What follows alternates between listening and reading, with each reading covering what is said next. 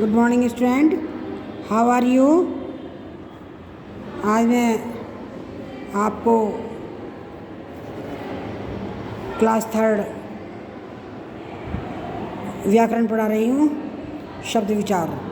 आप ध्यानपूर्वक लेसन 3 पढ़िएगा और वीडियो देखिएगा।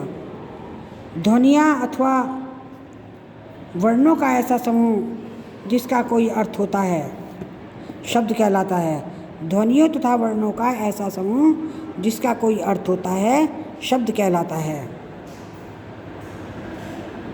जैसे अजगर, लतीका, अनाज आदि शब्द के प्रकार।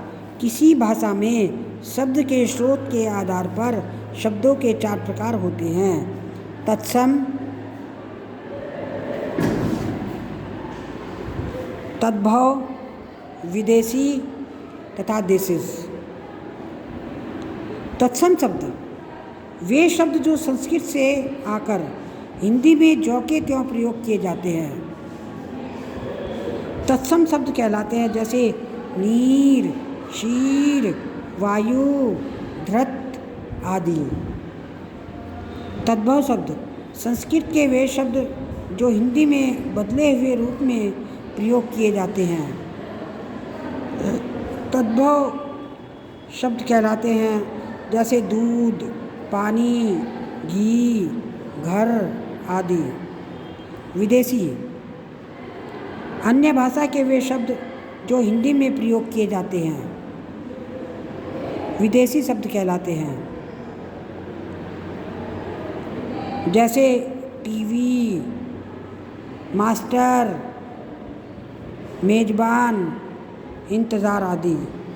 अब है देशी शब्द वे शब्द जो किसी क्षेत्र विशेष से हिंदी में प्रयोग किए जाते हैं देशी शब्द कहलाते हैं। जैसे डिब्बा, पेट, खाट, लोटा आदि।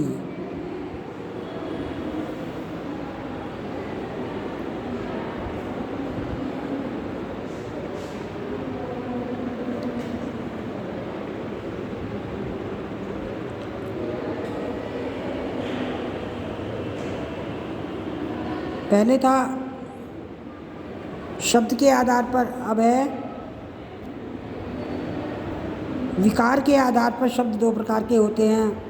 विकारी शब्द लिंग वचन काल के अनुसार जिन शब्दों में बदलाव हो जाता है उन्हें विकारी शब्द कहते हैं। जैसे संज्ञा, सर्वनाम, विशेषण, क्रिया आदि शब्द विकारी होते हैं। जैसे कवि, कविता, हरा, हरी, मैं, मेरा, जाता है, जाती है। अविकारी शब्द जिन शब्दों में लिंग वचन व काल के अनुसार विकार नहीं आता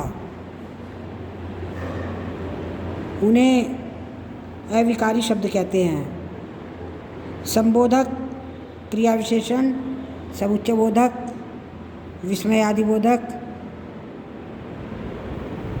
आदि अविकारी शब्द कहलाते हैं। जैसे धीरे धीरे, किंतु, नीचे, अरे आदि। ध्वनियों या वर्णों का समूह जिसका कोई अर्थ होता है शब्द कहलाता है।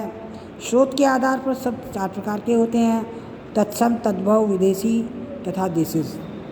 विकार शब्द के आधार पर 2 प्रकार के होते हैं: विकारी शब्द, अविकारी शब्द।